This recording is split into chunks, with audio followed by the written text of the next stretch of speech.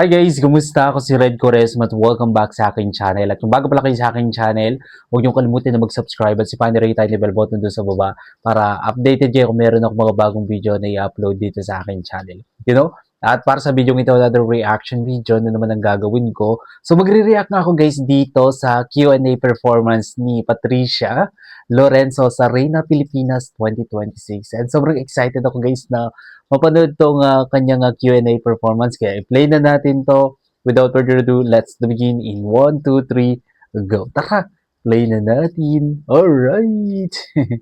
So, here we... Wait lang.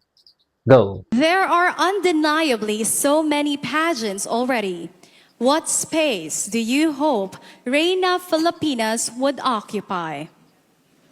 Pageant isn't about exclusivity. It's about inclusivity, diversity, and equality.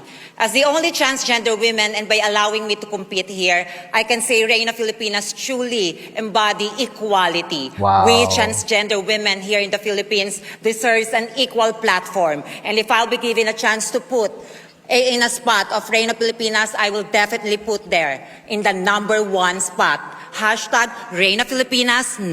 Wow.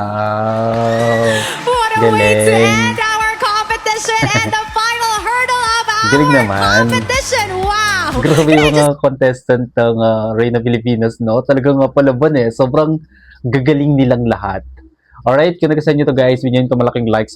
Mag-comment kayo kung meron kang mga request na video na pwede kong gawin dito sa aking channel. You know? Bye po!